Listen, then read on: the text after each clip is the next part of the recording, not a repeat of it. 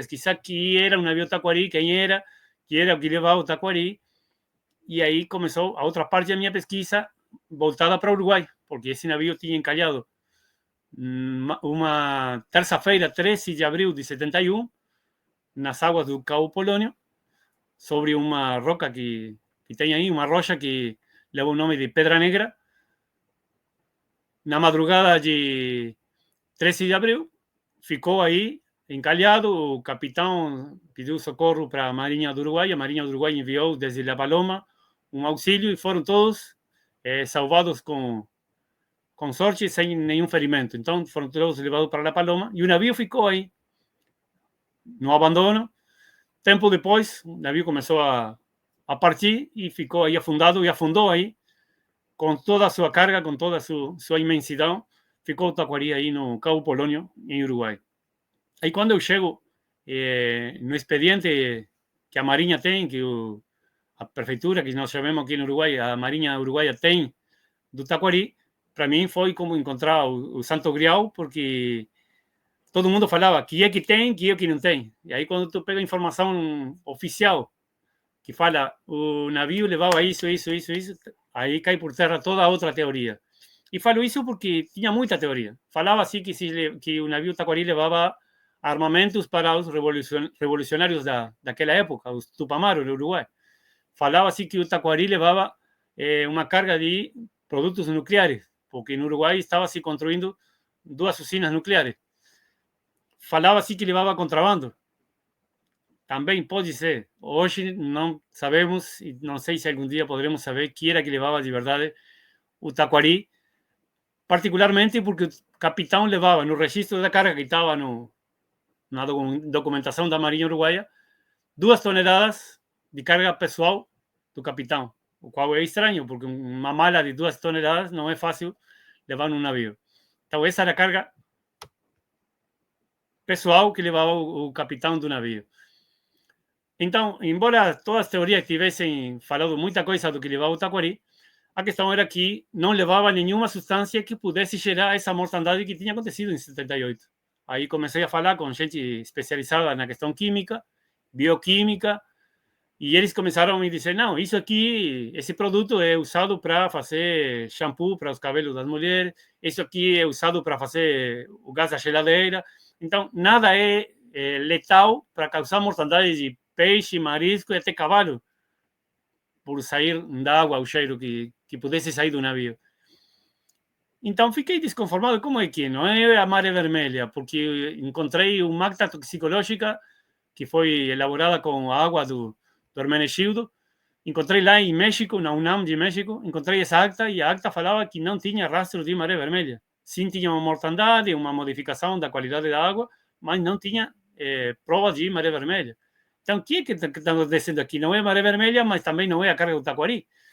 E aí surge nos jornais a palavra de um deputado, 2 deputados, um estadual e outro federal, do Brasil, do Rio Grande do Sul, Lélio Souza, do Rio Grande do Sul, e del Bosco Amaral, do São Paulo, um deputado federal, falando que o que estava acontecendo em 78 era consequência do que o governo tinha jogado no mar um ano antes, quando todos estavam de carnaval, dançando na rua, muito felizes. Eles tinham jogado a carga do Itapaxé no mar.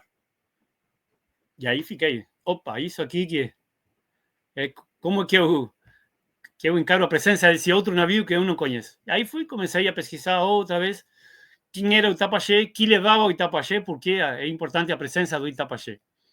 Então, o Itapaxé saiu de Hamburgo, da Alemanha, com mais de 300 toneladas de produtos agroquímicos tóxicos, com destino a Buenos Aires. Quando chega na frente do porto, lá em Portugal, sofre uma forte tormenta no mar, e a carga que levava no porões, a carga se mistura, se rompem os barris, se mistura a carga nos porões do navio, e o capitão liga para o seguro fala para ele: joga todo no mar, o seguro não queria se fazer responsável por isso. O capitão não faz caso disso aí, liga para o Porto de Portugal não permite o acesso dele no porto, e dá para eles nylon para enrolar a carga. não? Vocês enrolem a carga, continuem a viagem, não cheguem no porto, porque essa carga que vocês levam não é permitida em Portugal. Então, o capitão continua a viagem. Quando chega em São Paulo, em dezembro de 76, chega o Itapaxé no porto de São Paulo, informa da situação que era que estava acontecendo, como era que estava a carga nos porões do navio, e aí não permitem o acesso dele no porto. Não pode entrar no porto, fica aí, não entra no porto. Eles tinham uma carga de 30 toneladas para a Volkswagen, não puderam entrar para baixar carga. E aí começaram de janeiro de 77 a abril de 77, começaram a sair e entrar de porto para lançar isso no mar. Falam os jornais falam, sai o navio Itapaxé no alto mar para jogar a carga tóxica que tem nos seus porões.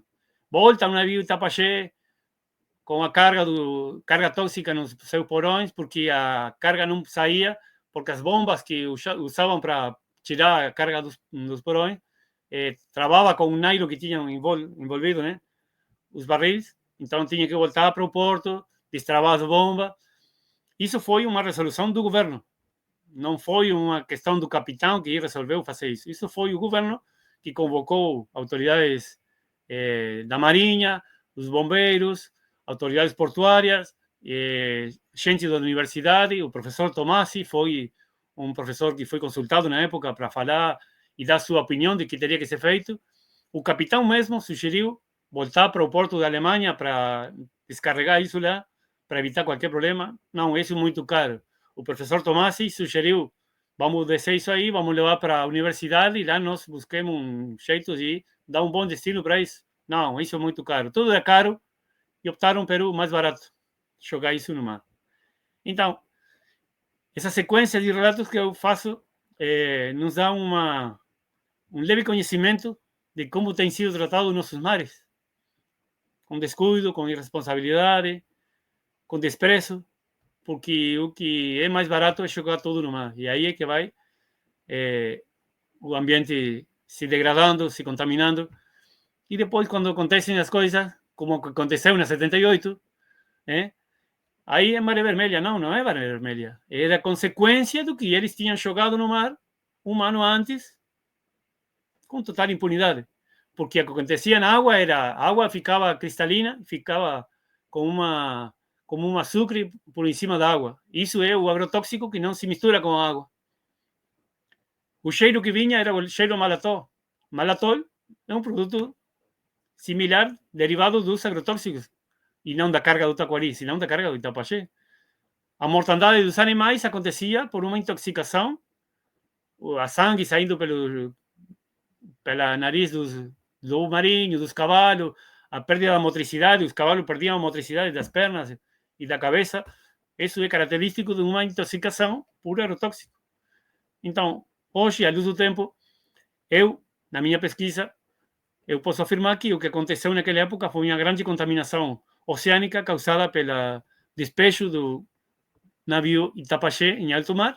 Não sabemos onde, não sei se algum dia saberemos, mas por minha análise, por minha dedução e análise dos científicos que eu falei, o que aconteceu foi isso. E não sou eu que falo hoje isso. Tinha muita gente que naquela época já falava.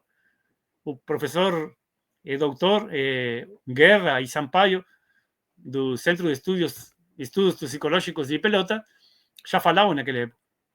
E falavam e incomodavam o governo da época, tanto assim que o governo convocou eles para um encontro em Tramandaí e foram levados de avioneta de Pelotas até Tramandaí. E lá, depois que eles fizeram um informe técnico dele falando que era isoticianato de metila, o que eles falavam que é outro produto que também é derivado dos agrotóxicos, eles ficaram lá abandonados e não tinham como voltar.